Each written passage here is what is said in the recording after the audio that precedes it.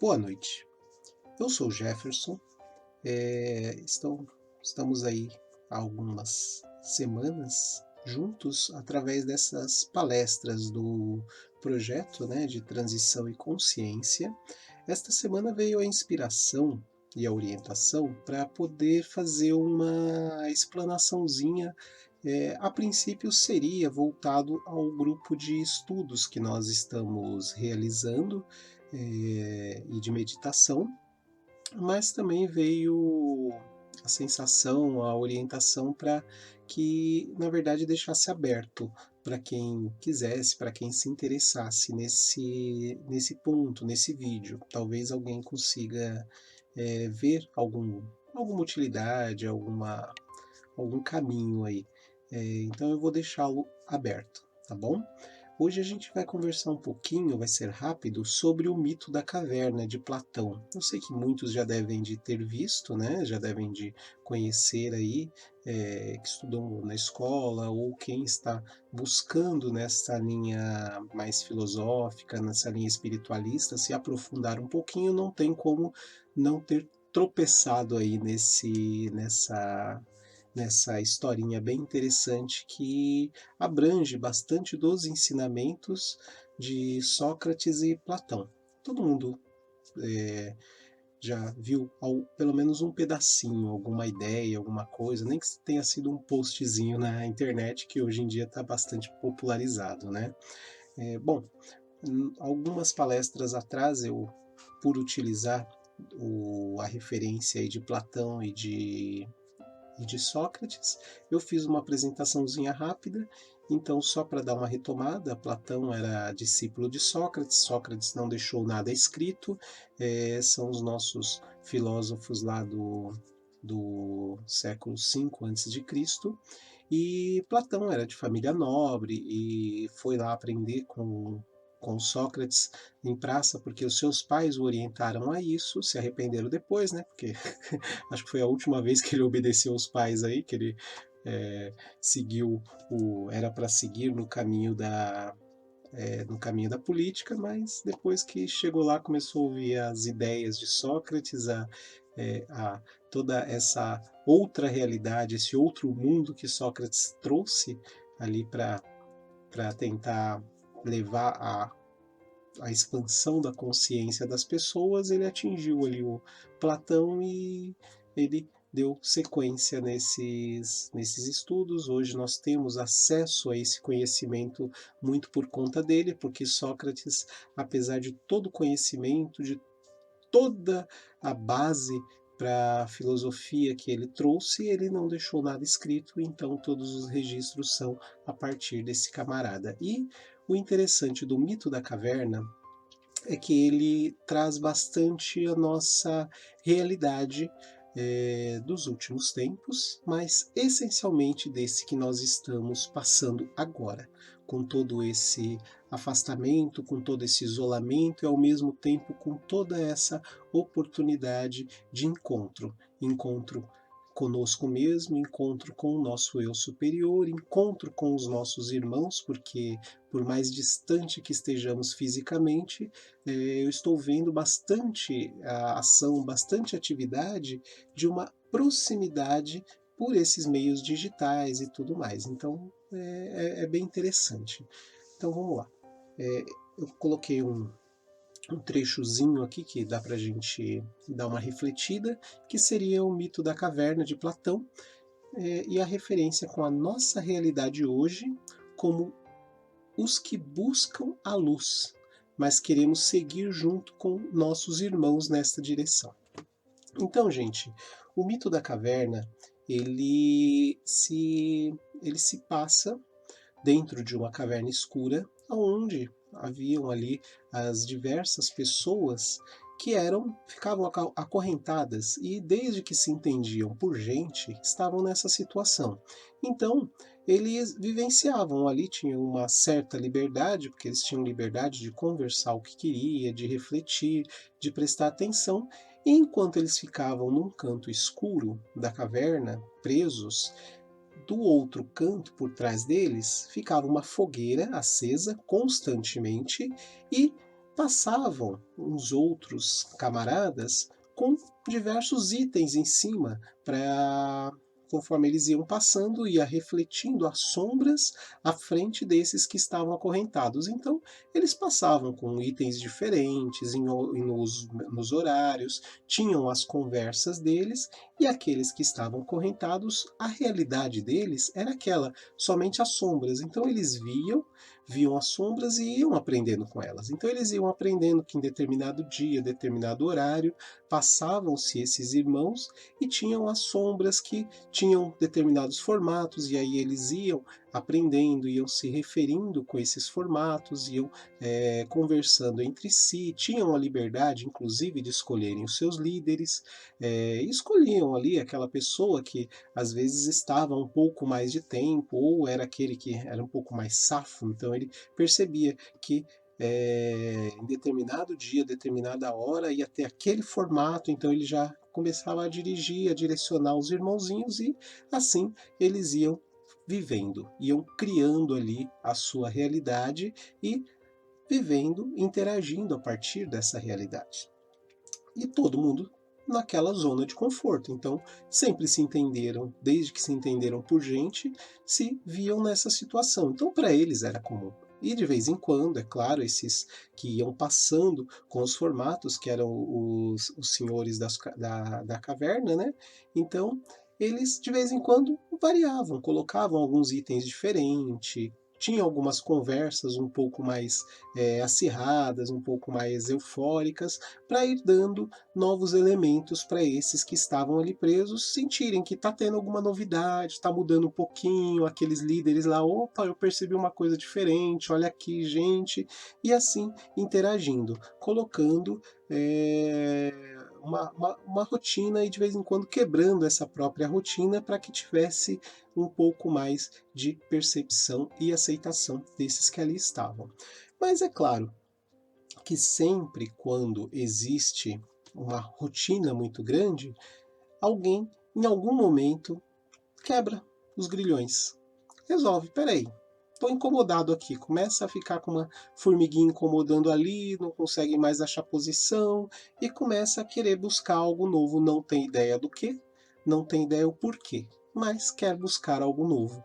E aí no mito da caverna tinha um jovem que geralmente os jovens sempre são os mais incomodados, né? Aqueles que querem algo diferente, não sabem o porquê, não sabem como, mas começam essa busca. Todos nós passamos por isso, todos nós vivenciamos isso. E aí esse jovem começou: peraí, tem alguma coisa aqui, vou sair. E saiu, saiu dali, saiu, conseguiu se livrar dos grilhões e saiu buscando ver o que encontrava já. Viu a fogueira, já viu um pouquinho diferente, opa, peraí, a sombra vem dali e tal, e foi indo. E buscou os caminhos e foi seguindo, caindo, se machucando um pouco, mas continuou e foi subindo. Foi subindo, encontrou ali o buraco e foi saindo. E chegou do lado de fora da caverna, claro, logo quando chegou, deu aquela cegueira, né, porque passou a vida toda nas sombras, ficou num ambiente extremamente escuro, porque enquanto buscava a saída da caverna, foi seguindo o túnel, sem saber o que tinha ali, na plena escuridão, então vendo muito pouco, com as vistas já acostumadas ali no escuro, e de repente ele encontra a saída com o sol vindo direto, com uma vastidão muito grande quando ele chega na boca da caverna. E aí fica alguns momentos cego, fica preocupado, peraí, o que aconteceu? Não consigo ver nada, mas aguarda um pouco e de repente, depois da cegueira, depois daquele momento de sopetão, começa a vista se acostumar, se ajustar, e aí começa a ver um pouquinho mais longe aquela grama verde, daí a vista se acostuma mais, ele começa a ver a planície, começa a ver as árvores mais distantes e vai subindo as vistas, começa a ver o céu maravilhoso, claro, bonito, e aí vê a imensidão do sol, claro que não dá para olhar diretamente, ele aprende isso, que aí a vista fica um pouco mais dolorida, e aí ele começa a ajustar a sua visão e vê que tem um mundo muito, muito maior do que aquele que ele havia conhecido até então. E aí começa a abrir uma outra realidade. Todos nós, quando chegamos nessa outra realidade, nesse outro momento onde a gente quebra os nossos paradigmas, quebra os nossos dogmas e começa a ver que, meu, existe muito mais do que eu imaginava, existe muito mais do que eu podia esperar. E depois desse muito mais, eu tô vendo que lá na frente parece que continua. Não sei o que, não sei para onde, mas eu posso testar. Eu posso tentar, eu já cheguei até aqui. Só que nós somos seres que vivem em sociedade.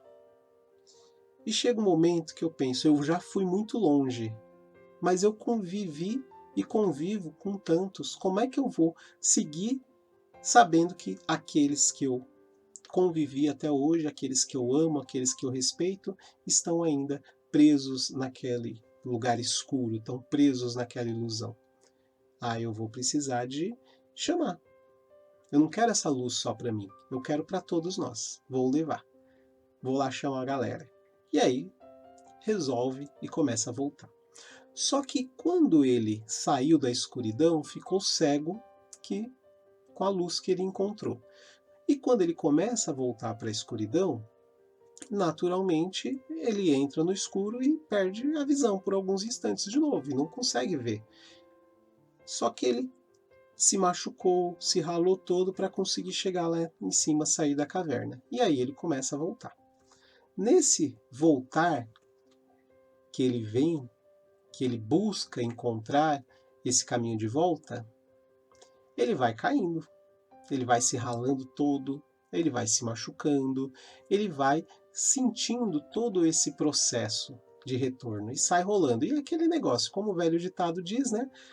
Para descer todo santo ajuda. Só que ajuda de uma forma mais intensa. Então saiu rolando, saiu todo zoado e voltou lá para a galera dele. Só que quando ele voltou sem enxergar direito, até as vistas se acostumarem, todo ralado, todo machucado, todo sangrando, e chegou com todo o ânimo. Gente, vocês não imaginam o que eu encontrei. E começa a contar toda essa realidade. Ali, eles ficam todo mundo com o pé atrás. Espera aí, o negócio é tão bom, tão legal, e você tá aí todo estourado, todo zoado, tem alguma coisa de errado. E lembra aquele líder que foi eleito pelos demais, foi reconhecido pelos demais? Ele tá vendo a sua liderança ser contestada. Peraí, isso aqui, eu sou o que mais entende. Eu sou o que está melhor colocado. Então eu explico para vocês o que são essas sombras diferentes. Eu explico para vocês o que vai vir depois. E agora vocês estão querendo ir para uma realidade que nenhum de nós sabe exatamente o que é e nem sabe se existe de fato. O cara tá aí todo estourado, todo zoado. Para que a gente vai seguir ele? Não, de jeito nenhum. Sai daqui, para com essas ideias. Coincidentemente, Sócrates ele foi condenado à morte por colocar ideias corruptas nos jovens. Então ele corrompia os jovens nas praças públicas, levava os jovens a contestar as suas realidades, como o próprio Platão, que ele contestou, e ele deixou de ser ser a luz ali do novo governante, do novo político da própria família dele. E assim como Platão, diversos outros jovens mudavam ali de opiniões e contestavam as regras impostas sociais e das próprias famílias. Então Sócrates foi inclusive condenado à morte por conta disso. E aí esse rapaz que voltou e tentava ali animar o pessoal, vamos galera, vamos que é uma oportunidade, a gente tem que aproveitar essa oportunidade. Não conseguiu convencer os demais. E aí tomou ali umas pancadas e o pessoal agredindo ele até que ele viesse a óbito ali, para ele parar com essa corrupção, para ele não impor essas ideias aos outros. O que a gente entende daí? A gente entende que quando as pessoas não estão prontas, não adianta a gente trazer a ideia diferente. Não adianta a gente trazer e querer que eles saiam para ver o sol, saiam para ver a planície, que eles saiam para ver o que está lá fora, porque eles não estão prontos. E a gente vai desrespeitar, a gente vai agredir ou vai ser agredido por aqueles que não estão prontos. Mas é claro que a sementinha sendo plantada é essencial. Nós plantamos a semente e deixamos. Quando se tem uma situação como essa, onde eu me incomodei e saí, fui buscar algo, alguns outros também podem estar. Então a gente vendo esses outros que estão também nesta situação, que estão ali meio que incomodados, vamos lá, vamos plantar a semente, vamos deixar que eles se sintonizem, que eles se simpatizem com a ideia, e aí sim a gente aprofunda mais a ideia, aprofunda mais o assunto com aqueles que se demonstram prontos a esse. Não tentar impor aqueles que não estão prontos, porque eles não vão aproveitar essa oportunidade. E é claro, a gente vai juntando, então, cada um no seu estágio, cada um no seu momento. Esse aqui dá para ir até aqui? Beleza, então eu mostro esse pontinho. A imagem até mostra aí cada um num estágio diferente, cada um num ponto, alguns já prontos para ver o sol, outros ali na boca da saída, outros ali embaixo, já entre a fogueira e a boca de saída, cada um no seu tempo, cada um no seu momento. E isso que nós estamos passando hoje é exatamente uma grande oportunidade de nós olharmos para dentro de nós, para que nós possamos descobrir o que está fora de nós, para a gente poder entrar em contato com essa outra realidade, com essa outra forma de ver o mundo, porque até hoje nós sempre tivemos a mesma maneira, pelo menos na nossa geração atual, na geração anterior, a mesma maneira de vermos as relações sociais, as relações comerciais, as relações políticas. E nós estamos vendo que estas relações não estão adequadas, e isso já há algum tempo. Mas como que nós poderíamos ter uma oportunidade de parar com elas e rever de forma profunda? Com uma parada total. E é o que nós estamos tendo, uma parada praticamente total, global. E aí estamos tendo que reinventar a nós mesmos, estamos vendo as relações sociais e políticas serem reinventadas, as relações comerciais sendo reinventadas. Então, está sendo uma grande oportunidade nessa crise. Com muito sofrimento? Sim, com muito sofrimento. E nós ainda vamos, infelizmente, ver um pouco mais até que essa luz se acenda. Mas por quê? É a simplesmente uma reação da lei de ação e reação. Tudo o que é plantado tem que ser colhido. E nós, o que que nós estamos plantando junto à natureza, junto aos nossos iguais? O que que nós estamos plantando nesses últimos tempos? Então está sendo uma oportunidade para a gente parar e olhar para isso. E é por isso que eu estou vendo esta oportunidade de refletirmos a partir do mito da caverna, porque ele está muito próximo a nós. Essa saída, esse olhar para uma realidade onde nem imaginávamos existir, está acontecendo conosco hoje. Está acontecendo com as nossas relações pessoais e sociais. E aí, lembra um pouquinho, a gente fazer uma analogia, o próprio filme Matrix. O Matrix, o conceito filosófico dele é exatamente o mito da caverna de Platão.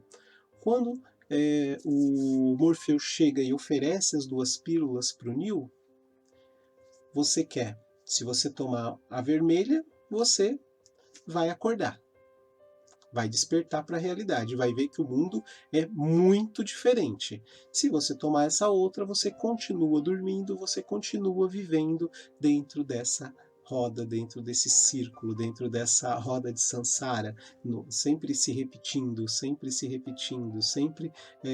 sendo coordenado, sendo orientado, sendo direcionado para aquilo que alguém quer que você faça o próximo passo. E aí, quando ele opta por acordar, por sair dessa roda, por despertar, ele encontra literalmente um mundo novo. Ele sai da caverna. Não é aquele mundo com o sol radiante, com as vastas planícies, porque primeiro ele tem que se deparar com a verdade de que toda a sua vida foi uma vida direcionada pelos outros. Como que é a nossa vida? Como que é toda a sequência dos nossos feitos? A gente tem que cumprir aquilo que esperam de nós, aquilo que primeiro a família espera de nós, depois que a sociedade espera de nós. Aqueles que são tidos como as ovelhas negras, ou seja, que fazem algo diferente, é o errado. Se afasta, não anda com esse aí não, que ele vai ser perdição. Alguns amigos meus de vez em quando levavam esse nome. Daí depois que minha mãe percebeu que as outras mães falavam muito mais do amigo deles, que era eu, do que ela falava dos meus amigos ali. Não anda com esse cabra aí que ele vai te estragar. Ela falava de alguns amigos, mas tinham muito mais mães que usavam essa referência. Hein? Mas é bom que ela descobriu isso um pouquinho depois, eu já estava um pouquinho maior, então a, a surpresa dela demorou um pouquinho para vir, menos mal. Mas a nossa realidade é essa. A nossa realidade, ela é tentar cumprir metas, tentar atingir objetivos que são dos outros. O que são de fato os nossos objetivos? O que de fato é a nossa realidade? O que de fato a gente consegue interpretar como uma realidade posta aí para a gente ir cumprir essas metas, não para o que a gente vai construir simplesmente de questões materiais, de questões financeiras. O que, que tem além disso? A gente se preocupa? O quanto que a gente se preocupa com isso? O quanto que a gente se preocupa fora dessa roda que não para de girar? A gente se preocupa muitas vezes com a nossa religiosidade, um pouquinho com a nossa espiritualidade, mas é aquele último, o último, a última anotaçãozinha da lista. Porque o que, que existe de fato? Quando chega naquele momento que o Neil ele se recusa a morrer, ele se coloca: peraí, eu não posso morrer aqui, porque eu não existo aqui, eu não estou aqui.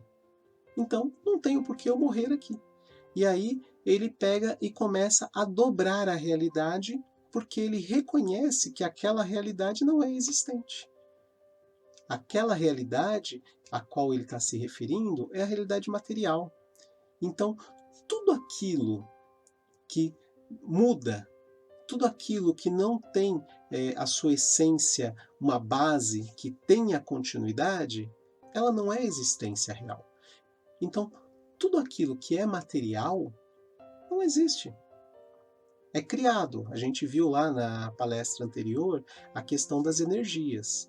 Tudo é energia, tudo é vibração, tudo é montado de acordo com o que a mente produz. Só que se a mente produz aquilo, ela altera. Então, tudo que é material, na prática, ele vai ser mudado. Ele vai deixar de existir. Então, se deixou de existir, é porque nunca existiu. O que é diferente, por exemplo, do espírito. O que é diferente dessa nossa essência real, porque ela é eterna.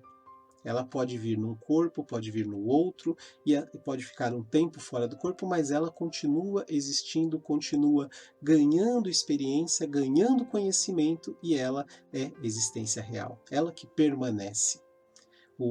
Quando tem aquele encontro no oráculo, com o oráculo, né, que ele para conversar com o menino, e o menino pega e dobra para lá, dobra para cá a colher, que nem aquele mágico fazia, eu esqueci o nome dele agora, é um pouquinho antigo, dobra a colher para lá, dobra a colher para cá, e aí ele pergunta, dá para ele, dobra. Não consigo. Não, é porque você está tentando dobrar a colher. A colher ela não está aí, ela não existe.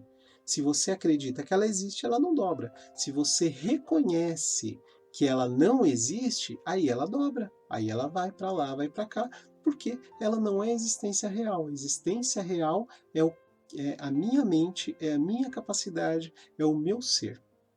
Então, enquanto nós estamos nessa disputa conosco mesmo, nesse conflito conosco mesmo, valorizando muito mais o que é material do que o que é real, a gente entra nesse conflito interno e a gente entra nesse sofrimento constante que estamos todos passando. Porque hoje o maior medo é, é o que vamos perder das questões materiais, é o sofrimento material, e não o que nós vamos nos preocupar com aqueles irmãos nossos em sofrimento. Sócrates apontava, ele falava que a busca é pelo conhecimento, a busca pelo conhecimento é a busca pelo reconhecimento do ser verdadeiro, do ser real. Então, enquanto estivermos nessa linha com os nossos irmãos sofrendo, não tem como a gente estar de fato feliz, de fato realizado. A Mercy que está fazendo aí as 21 preces de Tara, inclusive hoje eu até fiz com ela, as 24 horas, de 4 em 4 horas, foi bem interessante a experiência, bem gostoso, e a deusa Tara, por exemplo, ela diz que enquanto houver um ser em sofrimento no planeta Terra, não tem como ela estar realizada. Ela não para de retornar e de ajudar o ser. A Mercy está curtindo bastante essa linha de estudo, essa linha de trabalho, de pensamento. Sócrates já apontava isso também, que enquanto estivermos com um sofredor, não tem como os demais serem felizes. Enquanto a gente não conseguir levar a luz para esses irmãos saírem das sombras da caverna, a gente vai querer retornar, mas a gente tem que retornar sempre na medida da aceitação dos nossos irmãos. A gente tem que trabalhar isso em nós também. A gente acorda, meu, que ideia maravilhosa, que coisa, olha o que eu aprendi hoje, olha o que eu consegui fazer, olha onde eu cheguei nessa meditação, e você quer carregar o outro, não, vem cá, sai daí, para de sofrer. Não, não podemos. Nós não sabemos até onde o nosso irmão ainda precisa, ainda quer ficar agarrado nesse sofrimento. Não podemos tirá-lo à força. Mas precisamos estar sempre prontos, de braços estendidos, para quando ele quiser sair, indiferente de quantas negativas ele tenha realizado. A hora que falar, meu irmão, entendi, me ajuda, temos de estar lá. E sempre jogando a sementezinha, sempre colocando as sementes, sempre estando ali, mas ninguém muda ninguém, ninguém salva ninguém. Só nós podemos nos mudar, só nós podemos nos salvar. Mas podemos, junto disso, mostrar o caminho e amparar a todos que nos procurem, a todos que nos busquem. E com toda essa realidade que nós estamos vivenciando hoje, quanto mais damos um passinho para frente, mais precisamos estar atentos para esticar o braço, para esticar a lamparina e iluminar o caminho dos nossos irmãos, porque agora é o tempo de nós avançarmos, de nós mudarmos, de nós reconhecermos essa nossa divindade dentro de nós. Mas ela só pode se manifestar plenamente se a gente puder expandir para todos que dependam de nós. E o plano espiritual está trabalhando intensamente e está buscando muita ajuda também no plano físico. Então, todos que estão prontos, é só esticar os braços, se preparar, se encontrar, porque eu não tenho como dar o que eu não tenho como ensinar o que eu não sei. Então é buscar estudar, buscar se preparar e a partir disso nós estarmos sempre prontos para esticar o braço e auxiliar aqueles que forem confiados a nós para isso. Então, vamos estudar, vamos nos doar o máximo possível, temos que nos cuidar, isso é essencial. Eu tenho muita fé, então não tem perigo de nada. Maravilha, a fé é maravilhosa. A fé, junto com a oração, é fundamental. Mas a oração, por exemplo, ela é a junção de duas palavras: orar e ação. Então temos que orar, colocar a fé. E a partir daí, colocarmos em ação. em atividade. Só ficar sentado rezando não cai nada no nosso colo. Nós temos que orar, confiar, acreditar e aí levantar e ir atrás. Hoje estamos passando por essa situação, estamos com a orientação muito embasada, onde não temos que ter medo, mas temos que ter cuidado.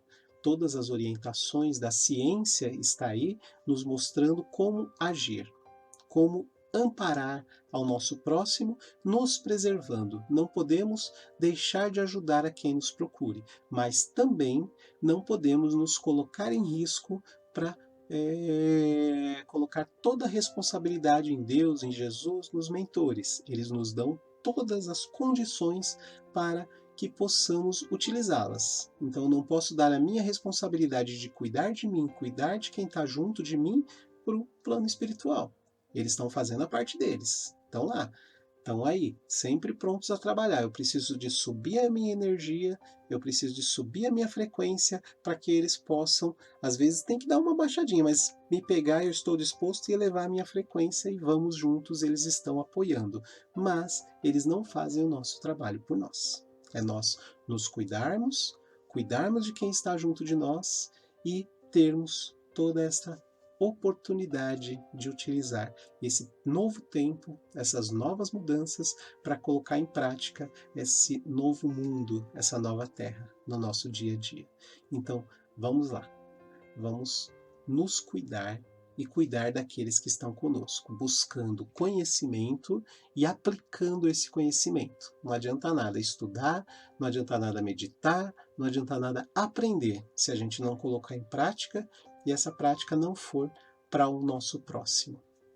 E é claro, hoje nós temos o mito da caverna um pouquinho diferente na forma de nos prender, na forma de nos manter na ilusão, mas com o mesmo conceito, com a mesma base. Então, vamos tomar um pouquinho de cuidado. Informação é maravilhosa. Antigamente a dificuldade era o acesso à informação. Hoje nós estamos com toda a informação possível aí na palma das mãos, na televisão, na internet e tudo mais. A questão é o que fazermos com essa informação? Como discernir o uso desta informação? Porque informação está aí, nem todas são verdade. Então a gente precisa de ir separando o que é verdade, o que é lógico, o que é idealismo, o que é método de controle, o que é método de controle político, o que é... Temos que ir ponderando e ajustando.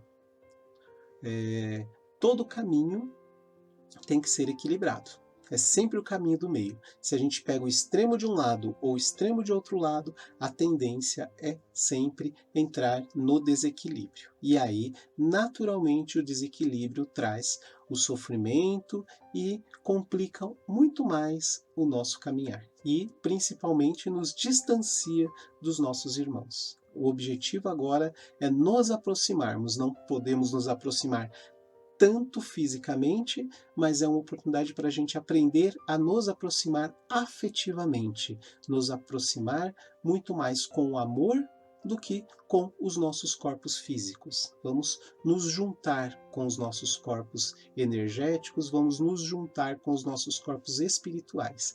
E aí a gente vai fazer uma caminhada muito mais iluminada e vamos muito mais longe, porque os nossos corpos astrais, energéticos, aí, perispirituais, eles são muito mais leves, então a gente consegue ir muito mais longe.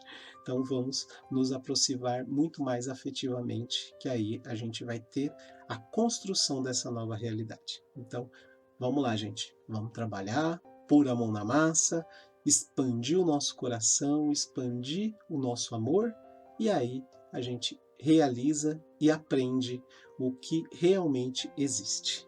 Porque todo o restante, tudo que se desfaz, tudo que o plástico leva aí algumas centenas de anos, mas se desfaz. A madeira se desfaz. Tudo que é físico se desfaz, mas tudo que é espiritual, tudo que é energético, é o que a gente consegue levar por muito mais tempo, tá bom?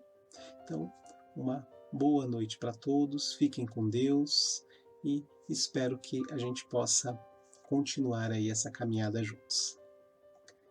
Que assim seja.